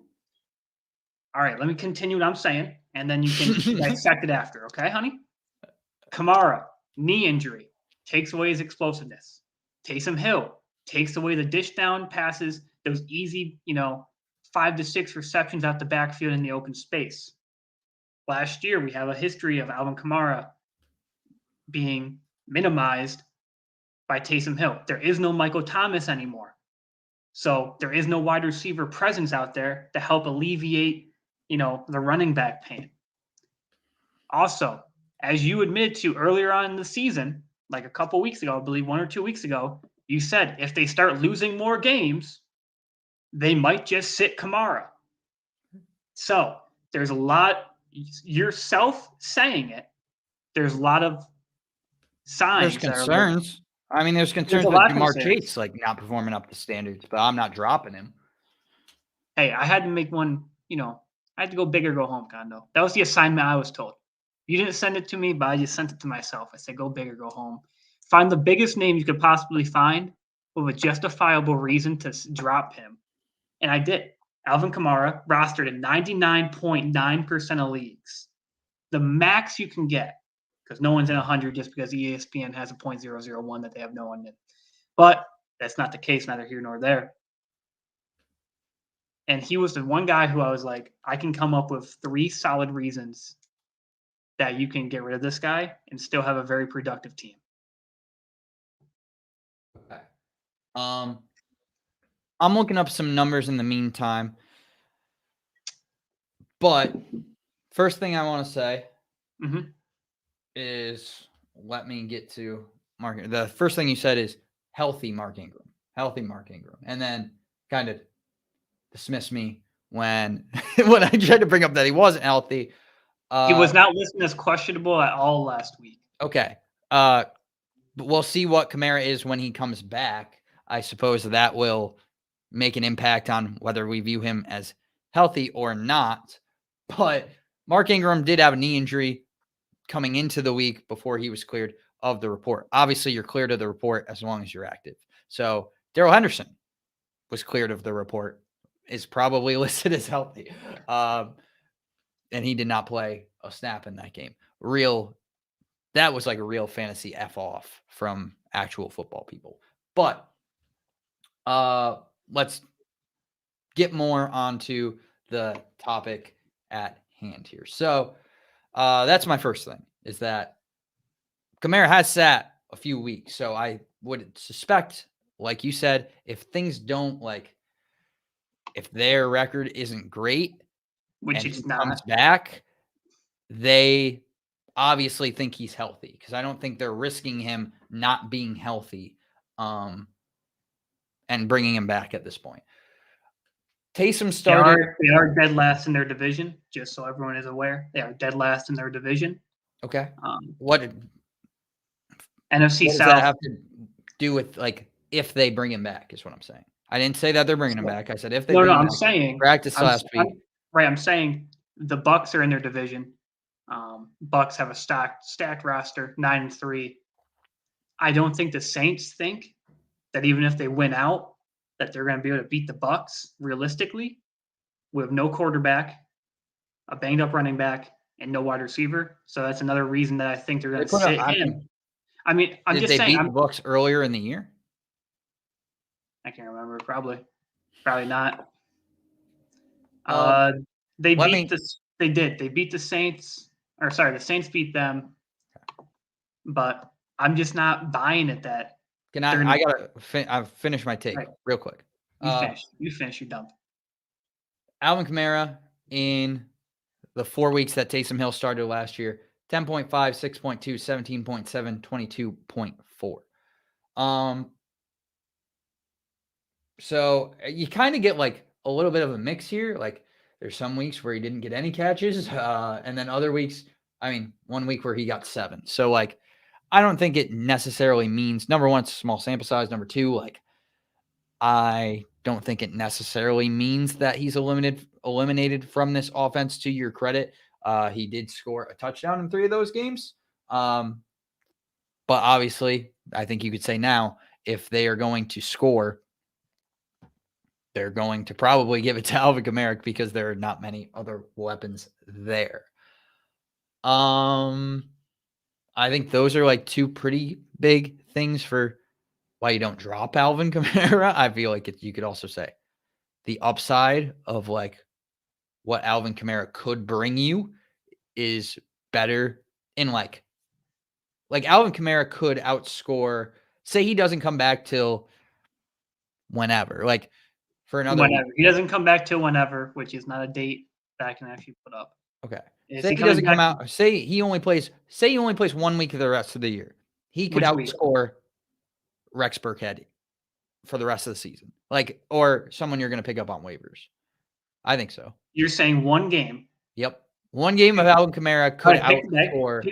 Pick week 14, 15, 16, 17. And then I'm going to put that date down, circle it on my calendar here, send it to my Mima, send it to Grandma. She's going to get the copy of it. She'll fax it back over to me. And if he only plays 1 week for the rest of the year, I do think your point of, obviously, because I made the point, whether he plays or not is valid. But Rex Burkhead has played in what? 1, 2, 3, all but 3 weeks of the season so far. So 10 weeks, he has 35 fantasy points. Now, I'll say they had other running backs there. So in the last 3 weeks, he's had 12, 13, 18 fantasy points. So I think that Alvin Kamara in 1 week could definitely, he has the upside to go for 30. He could outscore a healthy Alvin Kamara with a not Taysom Hill quarterback and a wide receiver core. With the Taysom Hill quarterback. He had 27.7 with Taysom Hill last year. What was the range that he had? What was the range he had? 27.7 to what? He had 10.5.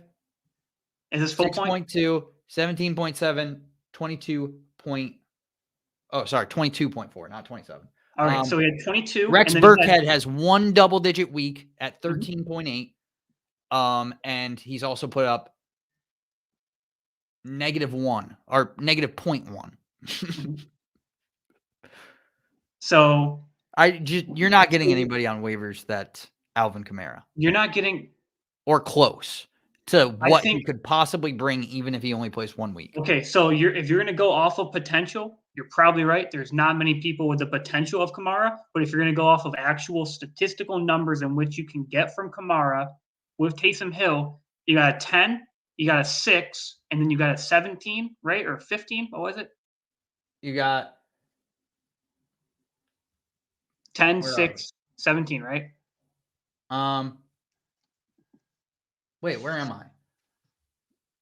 Was I looking at the right thing? Probably not, but it's okay. We'll give it to you. Let me. I'm looking at Taysom's numbers. That's why. 10, 6, 17.7, and 22.4. 10.5, 6.2, 17.7, 22.4. Okay.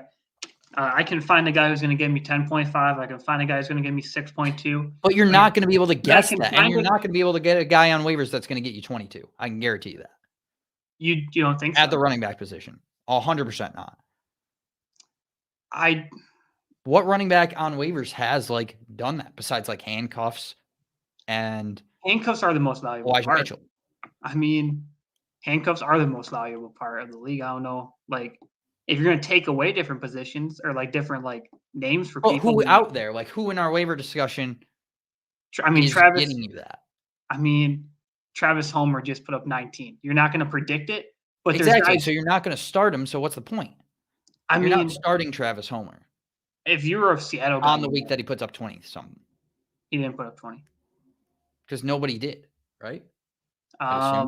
This week it was Williams, Montgomery, Taylor, Jacobs, Fournette, Gibson, Sony Michel, backup, Madison. No, backup, but what I'm saying is backup. Travis Homer was started in 0% of leagues. I'm saying you said that there's no one out there. There's no one out there that you are going to correctly start 1 week and be like, oh, this guy's going to give me 20 points. Williams, Kamara, you could say that. Madison, Mitchell, Freeman. 4 guys right there who got you over 20 points. Madison, Mitchell, Freeman. Williams. They're not. I mean, they're all rostered. Is what I'm saying. All right. So the point I said is that you can get a guy to do this comparably. You can get a guy who's going to get you 10.5, guy who's going to get you 6.2 this week off waivers. We have seen weeks past Williams, Michel, Madison, Freeman. All guys got picked up, and all these guys got 20-plus fantasy points for you. We see guys can do it. So, you're saying that no guy on waivers is ever going to be able to get you 20 points.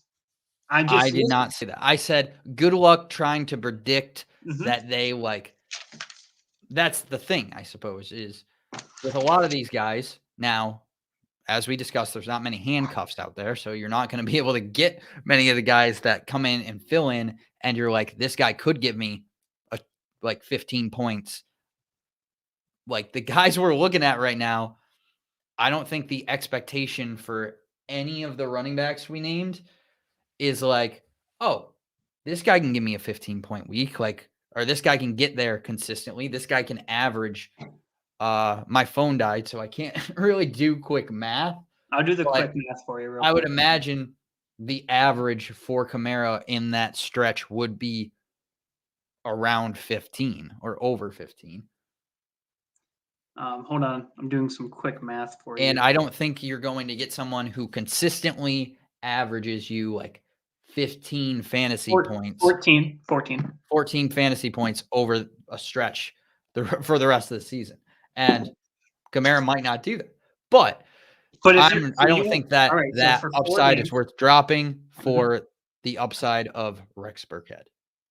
all right, I'm not arguing Rex Burkhead over Kamara. You turned it into a Rex Burkhead over Kamara, which is Well, smart. wasn't he one of your, he was your top running back on waivers, or one of your top running backs on waivers? He was number 3, technically. It was Foreman, Hillard. Okay. And anyway, likewise for them though. And anyway, if you go through all 4, he got the last game of the season for you, and he got you the 22.4. The average, if you want a guy who can get you 10.5 in a week, there's guys who can do that. You want a guy who's going to get you 6.2? There's a lot of guys. There's a lot of guys who can get you. I think there's a guy who could do that 1 week, but I don't think there's a guy that you're like, this guy is going to get me 10 points this week. But I'm not saying you need to have the same guy week in and week out. You're the one saying that.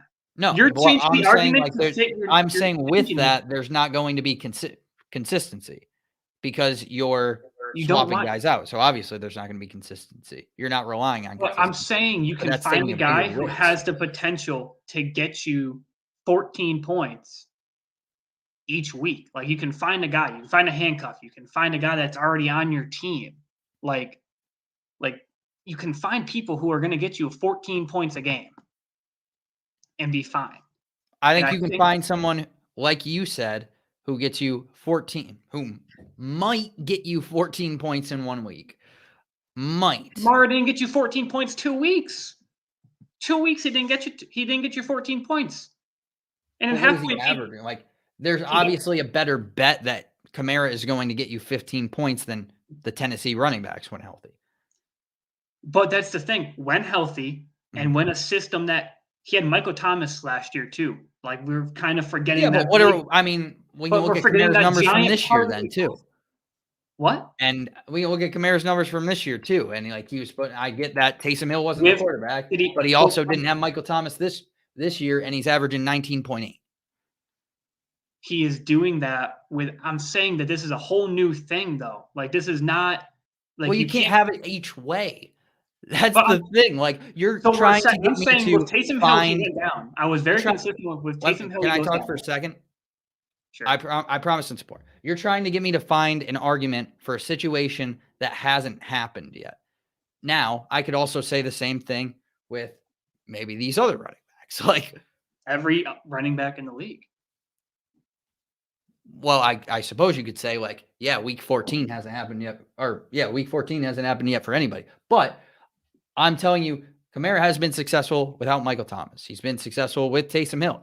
Now, was he successful without Michael Thomas last year? I want to see. Michael Thomas might have been out.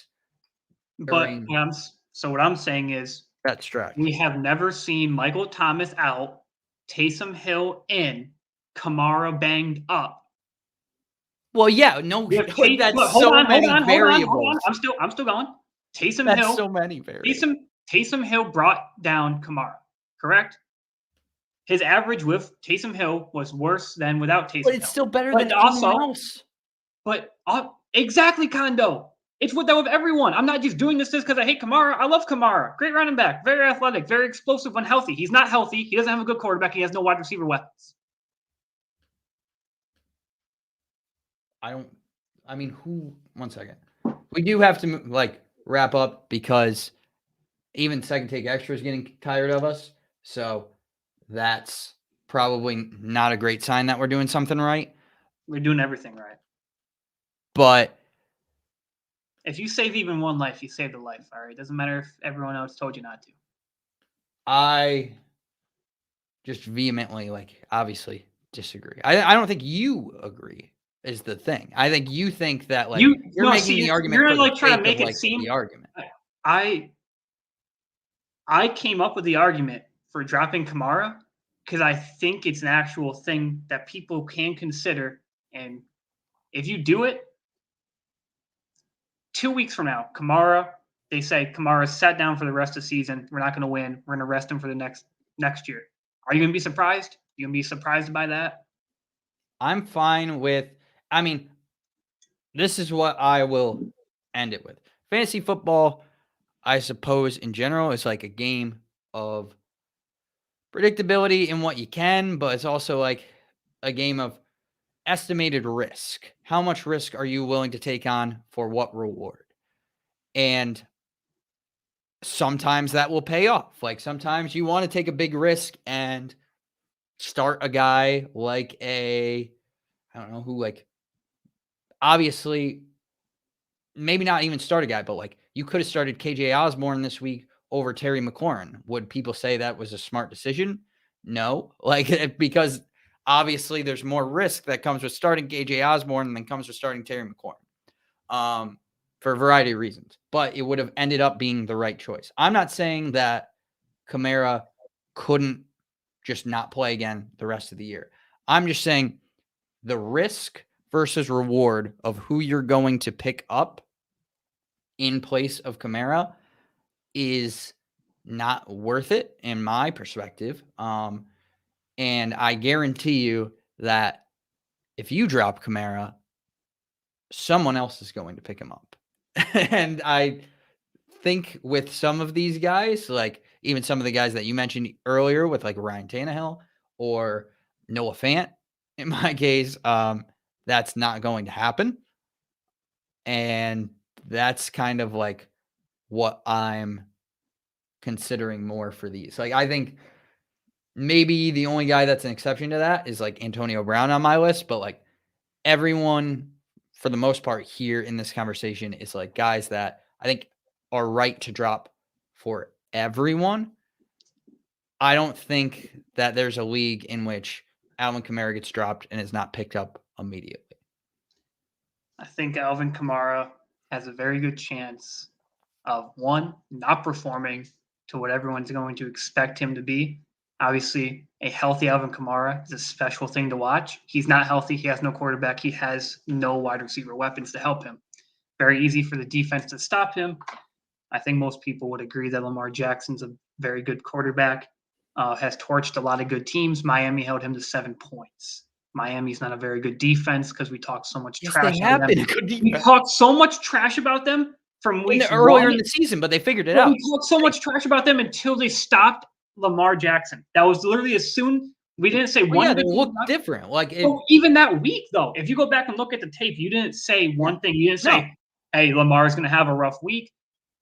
We're not. Well, you're allowed to change your opinion. You're allowed to change your opinion, but I'm letting you know that you changed the opinion after. I changed it after. I haven't even changed my opinion away from Miami. I'm just saying that Lamar didn't look good against them.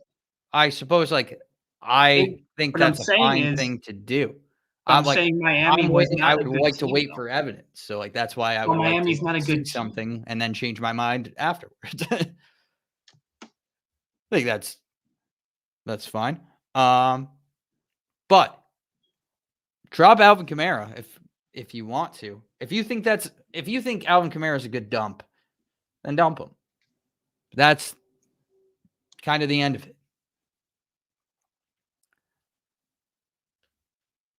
Questions after a highly tense argument.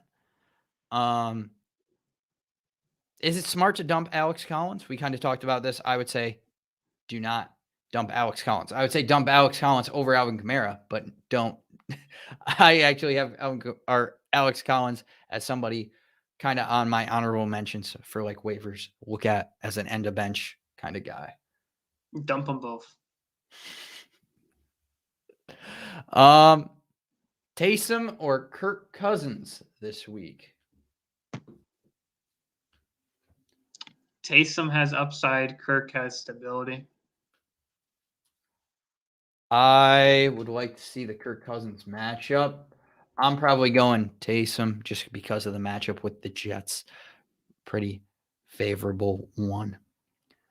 What is the status on Mitchell, Mixon, Adam Thielen? We talked about Adam Thielen, high ankle sprain. I would expect him to miss some time. How much that is will be, I guess, a future thing to talk about or something to look for. Joe Mixon apparently hurt his neck in the game. I am not sure that we've heard anything on the status of that, or I haven't. Like I said, my phone died in the middle of this, and that's where I normally get those notifications. No, Mitchell's nothing new on Mitchell. Mixon? Yeah, Mixon, Mitchell, he entered in the concussion protocol. No new news on either of them. Nothing new as of anyone. Mitchell, concussion protocol, like Toady said.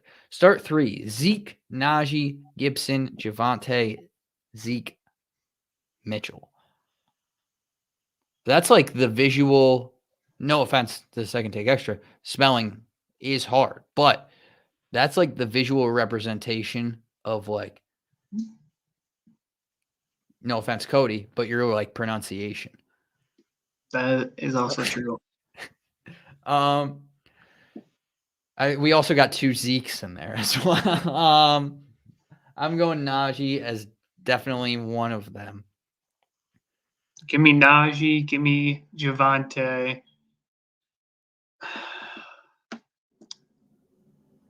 I don't know who the third one could be. I mean, you could go with Zeke, Mitchell, and Gibson all have a risk-reward factor to them. I think Najee and Javonte are the 2 must-starts there.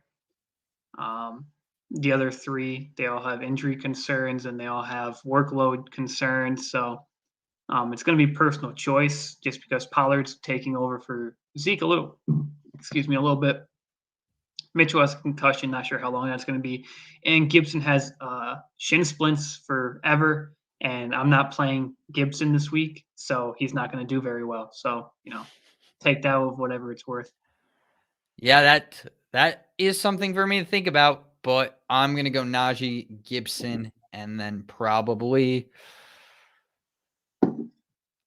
I'm sitting Zeke. Now, I am in a situation, don't want to brag too much, where I kind of have number 1 spot locked down. I'm sitting Zeke just to rest him. It's tough enough to play for one team. I don't want him to have to play for 2 teams, overexpend himself. He's already hurt. I just wanted to give him a little bit of a week off, heal up, get ready for playoff time. But I'm probably going with Najee, Gibson, and Mitchell because I that's like just where the trend is going of like what guys are performing the best at the moment. Now Zeke, because he's on my bench, will have this big breakout game. He is playing the Giants too against third string Jake Fromm. So that probably helps his case a little bit, but I'm probably going to go with Mitchell just because there's less of a workload concern. Is it time to panic on Jamar Chase? I mean, I don't know what you can do at this point with him. I mean, you're starting him. I mean, he still got 8 targets, so I feel better than I did the previous week. Yeah, I mean, he's trending in the right direction. He's a guy who needs a touchdown to really have a good, viable fantasy week for you. If you go back all the way to week 9, no touchdown, 8 points. Raiders, week 11, touchdown, 13. Pittsburgh, no touchdown, 6.9. Chargers, no touchdown, 10.2. He's not looking like he did the beginning half of the season. He has upside just because I think it's a team that's going to have to pass, especially with Mixon's neck injury here. So you want the number 1 wide receiver weapon on a team like that. Agreed. Chase Edmonds or Melvin Gordon? I'm going Gordon. More of a touchdown, just opportunity in that offense. I mean, Arizona scores more, but we saw Edmonds only had 1 touchdown, I believe, going into or before he got hurt. So he had 2. Yeah. Go Gordon. No, he only had 1. Go Melvin Gordon. Russ or Kirk start 1. Kirk. You're going Kirk. I'm going Russ. I'm fine with anybody who does go Kirk, though. I don't think that's like a easy one. I mean, you can. Derrick Henry, CMC. I mean, you can drop anyone. I mean, yeah, he plays the Jets and he plays Tampa Bay. So, I mean, great. Good luck. Miami's defense has only stopped 1 good team this year, and it was Baltimore. So I'm not really, concerned about it. And even the Houston game that was right before Baltimore, Tyrod Taylor had just come back off of injury, and he threw. Why are we talking about the Dolphins? Isn't that Isn't that what he said? Dolphins? I heard Miami. They play the Jets this week. I heard Miami come through the speaker. Swear to Christ. Okay. Oh, There was a big emphasis on Miami. I heard Miami, and that's all I heard. I was like, why are we talking about Miami? Don't know. Now I got to talk about Miami. Okay. Yeah, you can't drop Alvin Kamara, unfortunately. Not me saying it, that ESPN actually won't let you. It will let you if you have them. Yeah, I mean, second take extra was, I don't want to say picking sides, but was very much on the side of, I don't want to say the person who was right, because I didn't say, all right, so this is where I didn't say drop him for Rex. I said you can find a guy who's going to get you 10 points, 6 points on a weekly basis. Yes, that's what I would recommend. I mean, some of the stuff I guess we were kind of talking about because we did bring up Ridley and AB, and I think both of those guys can go on your IR as well. Jesus.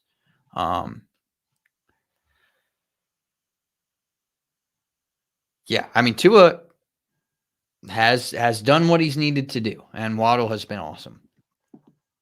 And the Finns are making a run, which is They're wild. not. They beat the Jets, Carolina, and the Giants. Agreed. Great. They also started the year off with a win against the Patriots. And obviously they beat the Ravens in this. Patriots started off slow though. Like I don't know. Like well, so did the Dolphins. Start off slow. It's whatever. It's been 3 games for the Dolphins. Whatever. No worries. Second take extra. We make mistakes as well. You have Madison? Go with Madison. Oh, I didn't know Madison was in there. Yeah, Madison over Mitchell for me. Madison, Javonte. Okay, that should just about do it for us. We were on a great time projection until Alvin Kamara had to work his way into the show. You're the one who just didn't want to agree. So this is really on you. I did not. I still do not want to. But that is it for us today. Cody, anything to say before we go off? And you just enjoy your luxurious life in your wonderful house? Haters are going to hate. People are going to be wrong, and I can't help it. People don't want to listen to the genius in which I just always on to them. I can't help it. Oh, speaking about being wrong quick, Cole Beasley outscored Bourne. Great. I didn't start Bourne. I'm just saying. No, but that was a bet we made before the week. Was it? Yeah. I don't have it. My laptop has restarted. It wasn't one of our, like, what's it called things? Our bold predictions, but it was we just made a side bet. I don't remember it, but I believe it since you're saying it. Yes. But all right, that is it for us today. As announced over the weekend, we will be back on Sunday, 11:30 a.m. Eastern, to discuss. I probably should have said Eastern in the other video as well. Oh, well. 11:30 a.m. Eastern to hopefully 12:30, where we will be breaking down start sits. All of your questions are welcome. We could probably do bold predictions in that time as well. Work those into the show. And yeah, we will see you guys then. See y'all then.